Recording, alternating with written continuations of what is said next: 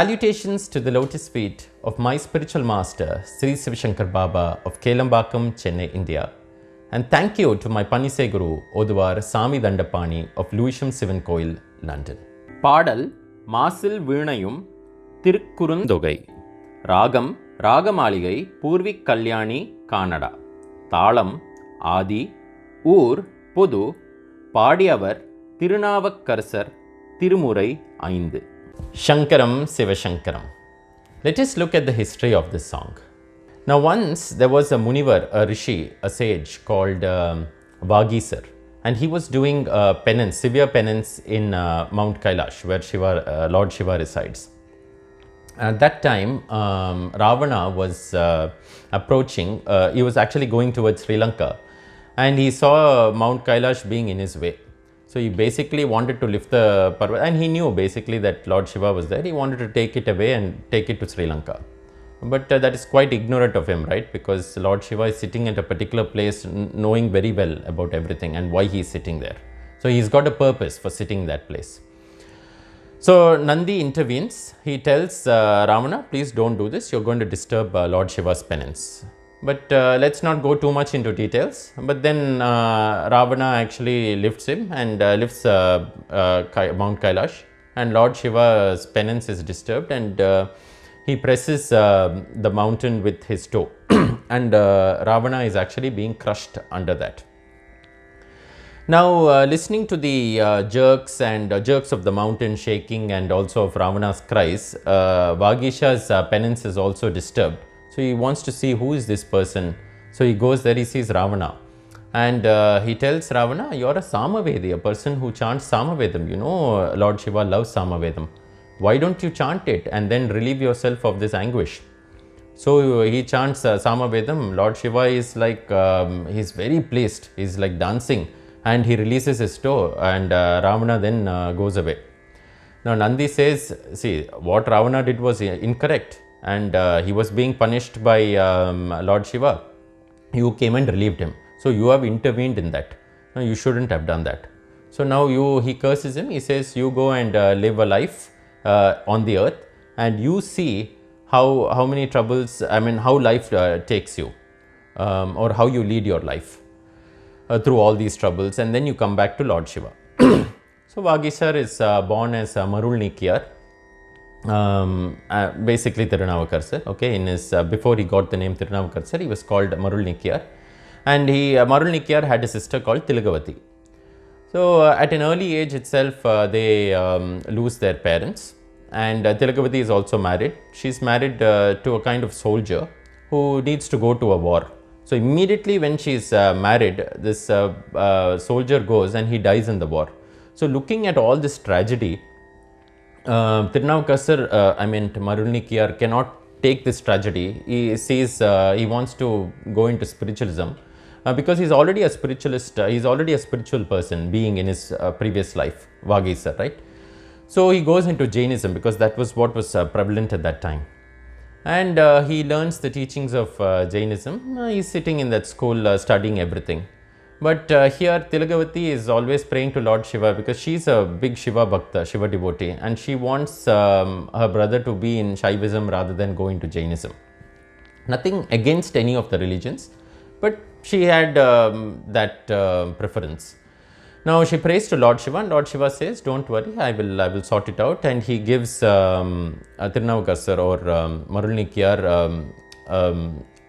Vitravali, that is an abdomen pain that cannot be relieved, that he cannot be relieved or it cannot be removed. Now the Jains, they try to eradicate that pain, or they try to alleviate his pain, but they are like unable to do that. And he comes back home, he comes to Tilagavati, and he goes to Thiruvirattanam and sings Kootrainavaru, and Lord Shiva actually removes the abdomen pain. Now seeing that the Jainism has not really helped him, and only Lord Shiva has helped him, he again enters the path of Shaivism. Now at that point the Jains, they kind of instigate the king. They say, no, this guy has actually learnt everything of all the philosophies of Jainism. He may use or misuse it or do whatever. So till today I've never understood why the Jains have ever thought that someone should not learn their religion and propagate it, or should not use it in something else. You're basically trying to become more spiritualistic. So every religion says the same thing. But at that time, those people were like that, and they kind of instigated the king, and they said, this guy is now going to misuse our things because he's learnt everything. He's learnt all our secrets. There's no secret in any religion. Because every religion says there's only one God, that's it. So the king puts him through various hardships. So the first is he puts him in an oven. Now this is where this song was being sung. I will not talk about the others, but he obviously put him through various hardships.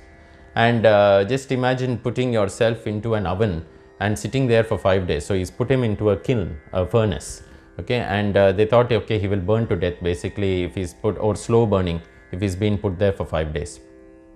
But Thirunaavukkarasar comes out alive, and what has he sung?